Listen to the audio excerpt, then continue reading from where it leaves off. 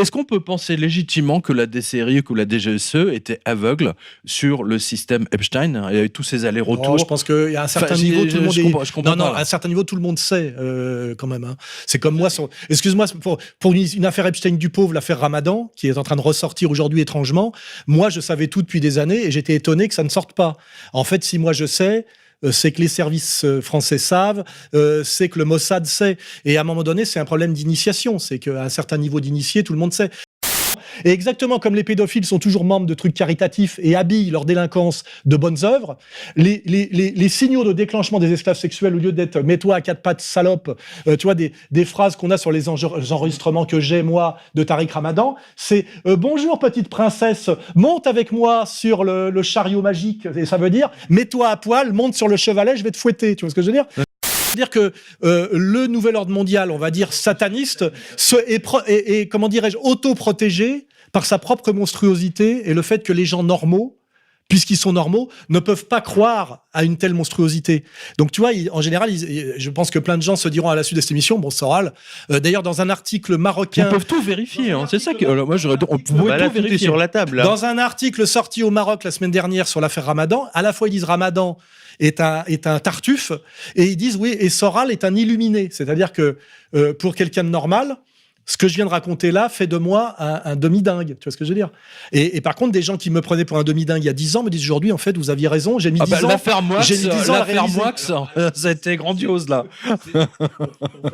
Il faudra encore 10 ans pour que les gens disent Soral, en fait, avait tout décrit du nouvel ordre mondial dans toute sa complexité. Alors, pour faire la connexion avec les compromates Epstein, parce qu'on dit toujours les compromates, c'est les Russes, c'est un truc de Russes. On voit quand même que les compromates ont été utilisés là pour faire tomber le gouvernement autrichien.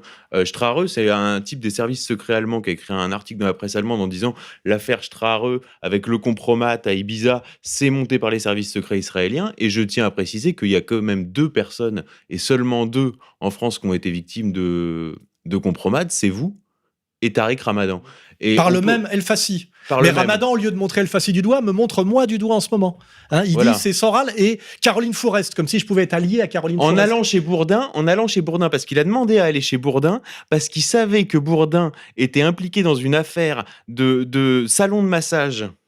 Salon de massage avec sa femme, de salon de massage qui a été démantelé, donc où il y avait de la prostitution, qui s'appelait l'Adresse Confidentielle dans le quartier de la Madeleine. Oui, il y a eu demi-mot, hein. Ils ont échangé à demi-mot 2-3 trucs. Voilà, hein, et donc l'autre l'a tenu en respect comme ça pendant l'interview, et ensuite il a fait quand même au passage une petite menace à Macron sur sa vie privée.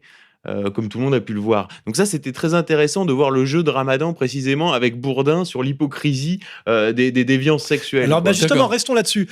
Derrière l'affaire Ramadan, qui n'est pas un violeur, je l'ai toujours dit d'ailleurs, mais qui a une sexualité qui ne correspond pas à la sexualité à laquelle on s'attend d'un prédicateur musulman, je rappelle. Toutes ces nanas, elles revenaient en plus. Non, c'est pas ça le sujet. Oui, c'est que ça a été monté par la même personne qui a monté l'affaire Binti contre moi, à part que moi, l'affaire Binti, il n'y a pas 10 femmes derrière qui sont venues se plaindre. Il n'y a eu que l'affaire Binti que je n'ai jamais vue, et ça s'est arrêté là parce que justement, je n'ai pas de sexualité, on va dire, déviante. Alors que lui a une sexualité sadomaso. Elle est d'ailleurs acceptée avec une certaine suggestion, une certaine domination psychologique. N'oublie pas que depuis quelque temps, on a introduit dans le droit français la notion de viol rétroactif. C'est-à-dire une fille qui dit « à l'époque, j'étais consentante, mais avec ce que je sais aujourd'hui et mon niveau de maturité, j'aurais dit non si j'avais eu la maturité d'aujourd'hui. » Et on est en train de valider le viol rétroactif. Et en fait, Ramadan est pris un peu là-dedans. C'est des filles qui disent « oui, j'étais dans une suggestion par rapport à ce maître à penser musulman que j'avais consulté. Et en réalité, il m'a dominé spirituellement. » Mais n'empêche qu'elles étaient d'accord. Mais ce qui est incroyable, c'est que Ramadan, au lieu de dire que il a été mis là-dedans, piégé, machin, pour qu'on garde le contrôle sur lui et que c'est comme ça qu'on l'a fait tomber, au lieu d'incriminer El Fassi qui amène au Mossad. Et Fourest qui est derrière les accusatrices. Tout ça amène au Mossad, hein, tout ça amène au Mossad et au sionisme dur. Il me crache à la gueule, moi, alors que je suis le seul qui a dit Ramadan ne mérite pas d'être en prison.